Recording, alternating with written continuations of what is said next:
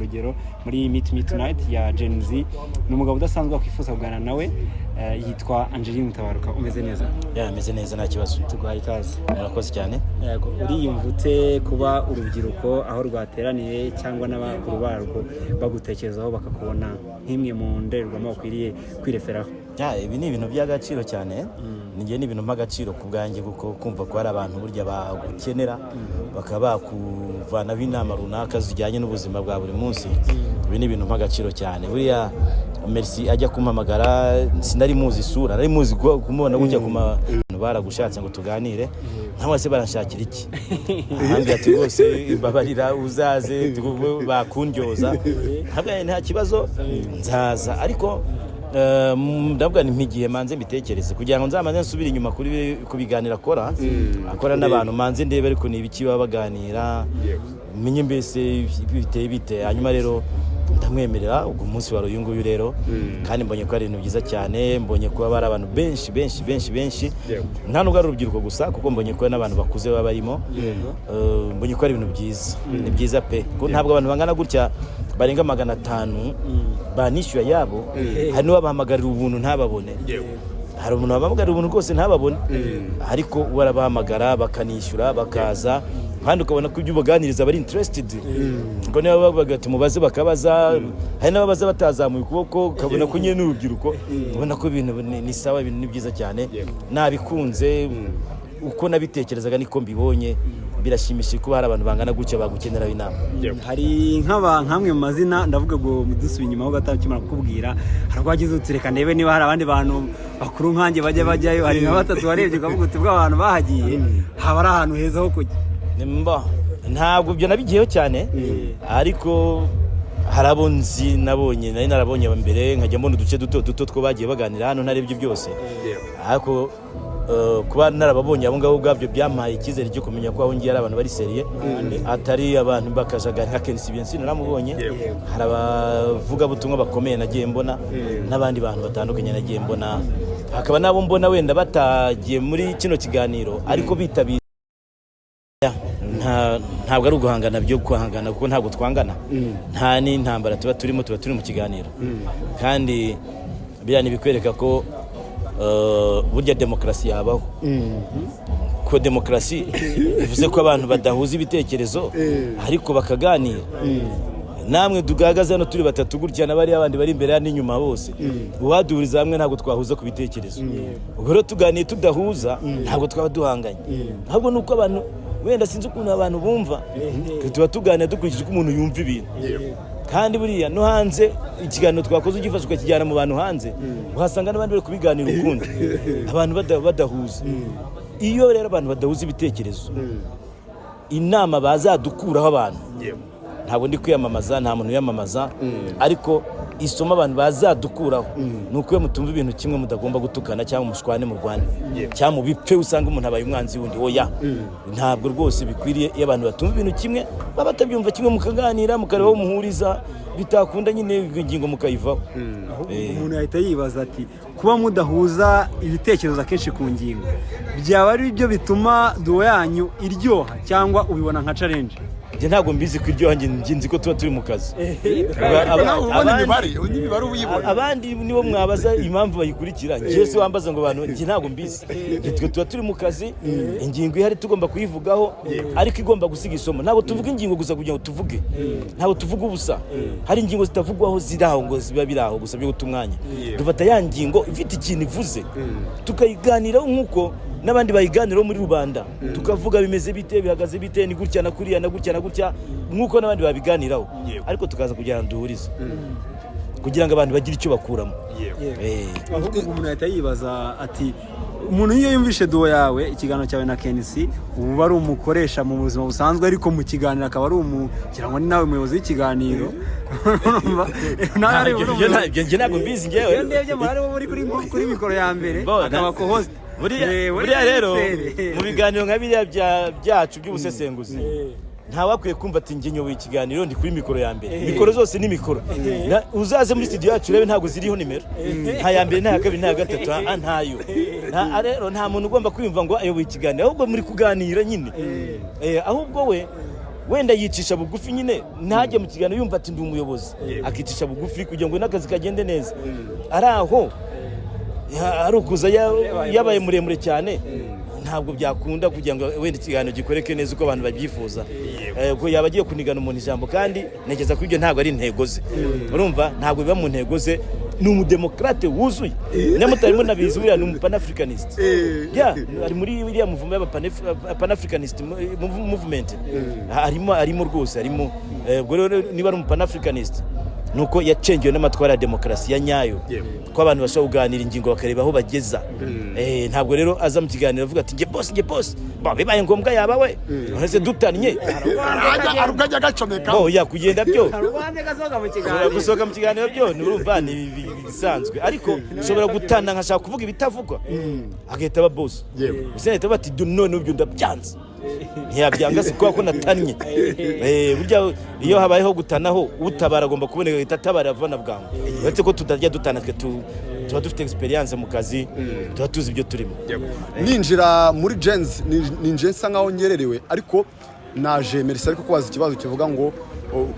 bese ushobora kuba ari cyo kibazo yarakubajije wari kuvuga ko Cassien Pizzo ari umwe mu banyamakuru ubona kari beza muri industry ushingira kuki nje muri ya mungu witwa Cassien Pizzo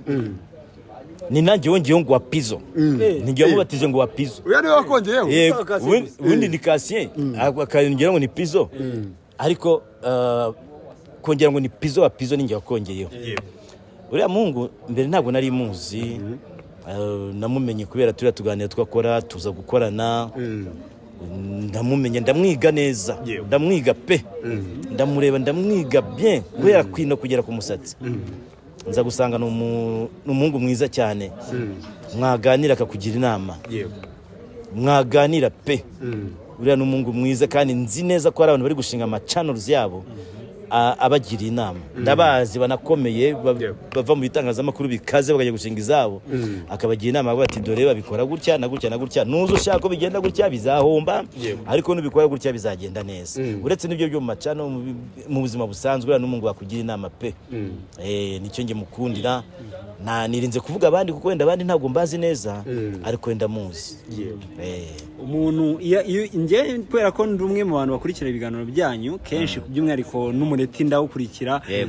movement nagukurikira no kuva kera nagukurikira kariyeri yose uburyo urugendo rwagenze navuga ko rwagenze neza mu magambo yanjye wenda nawe ushobora kuba ufite uko ubibona ariko ubona ari ibihe bintu bitatu byatumye mutabaruka amara imyaka maze muri creative industry mu itangazamakuru navuga ngo akenshi banashinza kuba nta mafaranga arimo ariko wowe ukayariboneramo ubona ari ibihe bintu bitatu byatumye ushikama n'abantu bakabyigiyeho icyambere ni ukudashaka kwigana umuntu runaka nkagenda nimutabaruka nkakora ibyo mutabaruka agomba gukora icya kabiri ni ukubaha akazi ubaha akazi kukubaha bivuze byinshi haba ku masaha y'akazi ugomba gukoreraho haba ku cyo uwaguhaye akazi yakubwiye ugomba kumukorera kora icyo ngicyo ukirinda ibintu byo guca ku ruhande gushaka kubeshya utuntu two gushaka kuzana utuntu twa nzinga kora akazi wasabye itangazamakuru niko barikora hanyuma wenda icya gatatu ni kumva abantu kumva abantu icyo bavuga bari kuvuga iki mbese ariko iyo bamvuga bavuga iki ngashungura impamvu nshungura mvanamo abava ngo turakwemera shyira ku ruhande umunyamakuru apfa iyo abantu batangiye kuvuga ngo turakwemera ubwo kariyeri itangira gupfa iba yapfuye kubikubwira ni kimwe no kubishyira ku mutima cyane ukabyegereza umutima wawe uba ugiye gupfa mu itangazamakuru namwe muri abanyamakuru numva nabo ngo turakwemera uzavuga uti na Yezu Kristo umwana w'Imana ishobora byose isumba byose baramubwiye bati turakwemera basasa ibitenge basasa amashami mu muhanda bamushyira ku cyana cy'indogo bagendaho kirya giye kugenda ku cyana cy'indogobe yarimo kugenda muri V8 y'ubu ngubu binarenze V8 kuko baranaririmbye mu mujyi barakazuje mu izina rya Nyagasani baramusingiza barasizora bavuga ati ni wowe nyuma y'iminsi 3 bamugenje gute baramubambye ku giti ku musaraba buriya n'amateka avuga ko igiti ntabwo cyari umusaraba ni igiti kimwe bamubambye ku giti kimwe baramukubise imigozi bamutera icumu mu rubavu bamwambika amahwa kandi ari babandi bavuga ngo arakaza uje mu izina rya Nyagasani bamwemeye bavuga ati kora imigati turye dore ifi n'imwe tubura amafi abantu barya umujyi wose urya amafi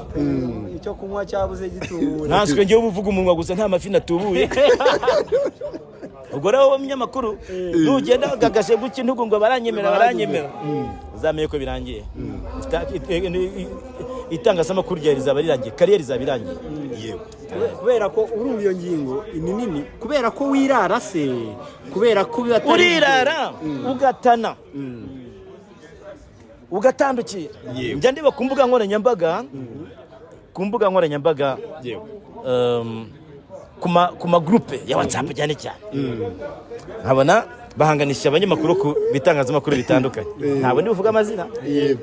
ngewe burya ndirinda kuvuga ibintu by'abandi ariko ndabibona bagakata wenda urugero Mutabaruka ku cyamakuru cyitwa Mutabaruka FM wenda wowe witwa nde Freddy Musoni ku cyamakuru cyitwa Freddy Musoni FM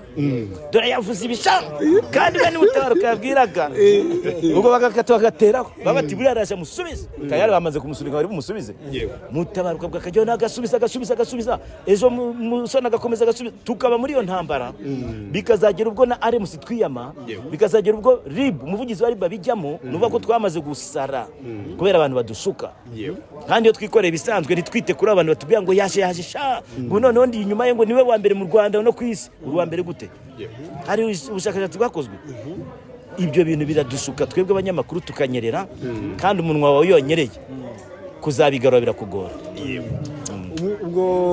ikiza uburi ntararibonye kandi turabajene tuba tugomba kwigiraho byinshi n'abadukurikiye nekeza kuri umwe muntu bakwiriye kwigiraho turi mu isi ya murandasi ariko mwebwe mwakoze itaraba nyinshi cyane tukwereka uburyo birimo biratumunga ariko twereke n'uburyo bikwiriye kutubyara umusaruro isi ya murandasi yakabaye nziza kuko yatuma tumenya amakuru mu buryo bwihuse ariko itugira abanebwe tukumva ko idukorera akazi terera yidukorera ntitukijyayo ntitukibaransinga inkuru zacu biba byanditse nabaza yayi ikabihindura cyangwa nkabaza ikindi Gemini niba nkari Gemini ari cyategetswa Gemini nta kibazo kikabimpindurira ntabwo tukijya kuri tere twabaye abanebwe ntitukisesengura ibindi bizadusesengurira ukajya ukavuga ibintu utazi twabaza ChatGPT uti yes mu kintu cyangwa cyabigukoreye ukabivuga wewe ibyo ni ubusazi uretse ubwo niwe uri kuvuga cyane icyo kintu kindi kiri kuvuga ibyo ni byo byinshi itangazamakuru by'ubu mwe muri kuriza mubu nizo ngorane mufite ubu noneho haje ikintu cyitwa AI ni ukuri kw'Imana icya mbere mugiye kubura akazi icya kabiri bazagirirwa bafunga kuko muzamirirwa muvuga icyo AI yavuze kitari cyo icya gatatu muzatakaza icyizere muri rubanda kuko muzavuga ibitabaye kuko barimo kurema barema igisirikari bakarema ingabo zatakana zikafata ugabati tuneba zamutwaye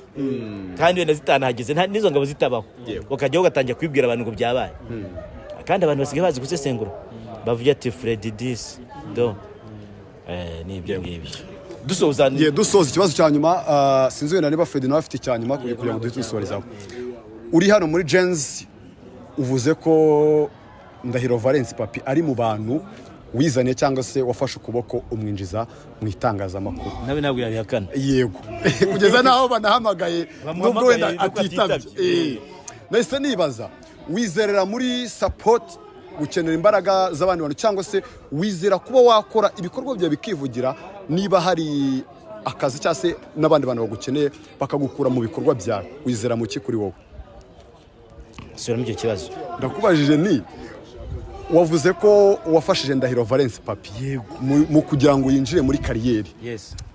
mise nibaza kuri wowe wizerera ko umuntu yafashwa kugira ngo agire ahagera cyangwa wizera kuba umuntu yakora ibikorwa bye bikaba ari byo byivugira noneho agahabwa akazi ubundi ijambo gufashe rega ndumva igihe twatangiye kumva politiki yo kwigira mu Rwanda ijambo gufashwa ryaratangiye gutagaciro nutegereza ko ari umuntu uzagufasha ubwo uzahora wicaye utegereje njya nkunda kubwira abantu ni wari wirwa wicaye cyangwa ukarara wicaye ukabona umuntu akomanga iwanyu mu bintu byo guha akazi niba byarabaye byaba ari nka 0 n'ibice bingahe ku ijana pe namwe mubatekereza abantu muziranye ntabwo simbizi ariko ni wowe uhaguruka ukajya kugahiga kubera kumva ugashoboye niba utanagashoboye byawe ukavuga uti nzigira mu kazi pe nibinanira banyirukana ariko nagerageje ntabwo nzabura isomo makuru no kuvuga nta muntu uzagufasha numwe ahubwo yakwereka inzira akavuga ati dore ni kuri bimeze kuko n'umubyeyi wakubyaye ntabwo ari wagufashije kugenda yakweretse uburyo batera intambwe ya mbere ubundi urirwariza iyo hirima gukuka amenyo uhirima kubita imitwe hasi yazaga nyuma zo kuramira ariko ntabwo yakugwira ngo uvuye kureka wa mwana utagwa ngwe ntabwo agwa mu mwanya wawe nta bufasha rero ntabwo sinzi niba ngisubije neza nta bufasha ntekereza bwabaho ahubwo umuntu yakwereka inzira yego ni Angeli Mutabaruka twaganiraga umunyamakuru wa Radiant TV1 byose ntubikorera ni bimwe buryo yego ukorana na Kensi umusanzwe ari umukoresha ariko musobanure beyond ibyo tubona ibintu bitatu abantu batamuziho nyamara babimenye bamukunda kurushaho sinabisobanura gukira cyo nakubwira ni umuntu w'umugabo no mu buzima busanzwe n'umuntu w'umugabo pe wumva abakozi arabumva kandi nkurikije ukuntu mureba ntabwo abafata nk'abakozi abafata nk'abagenzi be mu kazi ntabwo wabigenderaho ngo uvuge ngo boss amfata nk'amugenzi we ngo utangire uzamura intugo ariko nge niko mbibona mbona abafata nk'abagenzi be bituma amenya ingorane bacamo cyane cyane ko nawe ni umunyamakuru amenya kuzinduka uko bimera kuko nawe arazinduka nawe aragenda nawe buri arasoma cyane buzumve yari kuvuga ibintu aba yasomye ni umuntu w'umugabo pe icyo cyo rwose mbaye nyikubwiye ni umuntu w'umugabo wumva abantu arumva kandi burya nkurikije ukuntu mubona ntabwo mbizi neza ariko ashobora kuba ari umuntu utagira itiku nta tiku umuntu ni mugari ariko nta tiku ni n'umuntu utumva amabwire shyushyu Mutabaruka yakoze ibi n'ibi ibyo ntabwo byajya byumva ibyo bintu ntabwo byabigendera ibyo bintu ikindi rwose ni umuntu wumva pe dura kenshi mu kiganiro mu kazi mu ikipe turahura mba mbireba ni umuntu w'umugabo pe iryo jambo ndivuze kenshi niwe ni umuntu w'umugabo rwose abantu benshi iyo bakora baba bafite ahanini intumbero yo kuvuga ngo ndakorera abandi ariko hari igihe runaka kizagira nanjye nkakora ibyanjye icyo gitekerezo wowe ugikigira nta nakigira nkuko n'undi wese yakigira